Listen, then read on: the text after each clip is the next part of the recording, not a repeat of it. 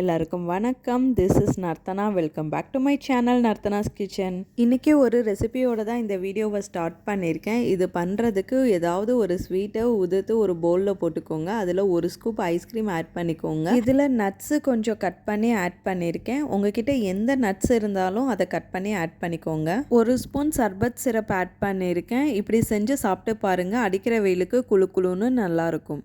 நம்ம கார்டனில் வெள்ளரிக்காய் கொடி நல்லா வளர்ந்துட்டு வருது. நிறைய பூக்கள் பூத்துருக்கு. சில பூக்களில் இருந்து வெள்ளரிக்காய் பிஞ்சு விட ஸ்டார்ட் பண்ணியிருக்கு.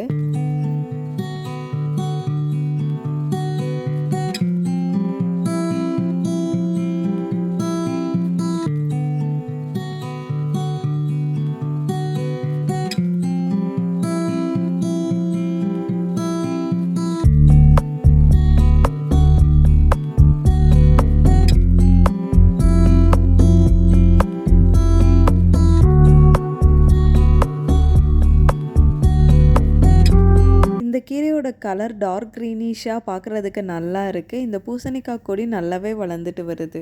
ஈவினிங் டைமில் நான் கொஞ்சம் வாக் பண்ணுறேன். இப்போல்லாம் இதை கண்டினியூஸாக ஃபாலோ பண்ணிகிட்ருக்கேன்.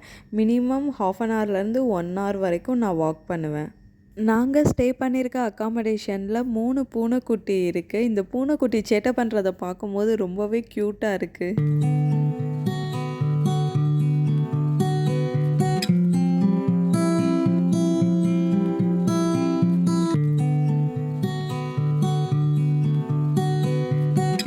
நைட்டு டின்னருக்கு மேகி தான் பண்ணியிருந்தேன். இது எப்படி செய்கிறதுன்னு பார்க்கலாம் வாங்க.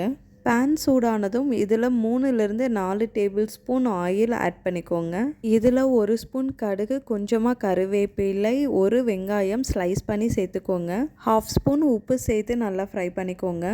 இதில் 1 தக்காளி, 2 பச்சை மிளகாய் சேர்த்துட்டு நல்லா ஃப்ரை பண்ணிக்கோங்க.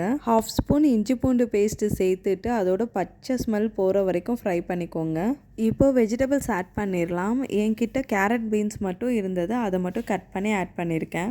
இதில் 4 டம்ளர் தண்ணி, 1/2 ஸ்பூன் உப்பு சேர்த்துட்டு ஒரு மூடி போட்டு 15 நிமிஷம் நல்லா வேக விட்டுருங்க. நான் ஹாட் அண்ட் ஸ்பைசி மேகி தான் இன்றைக்கி எடுத்திருக்கேன். வெஜிடபிள்ஸ் நல்லா குக் ஆனதுக்கப்புறம் மேகி மசாலா ஆட் பண்ணிக்கோங்க. இதில் 1/2 ஸ்பூன் குழம்பு மிளகாய்த்தூள் ஆட் பண்ணியிருக்கேன்.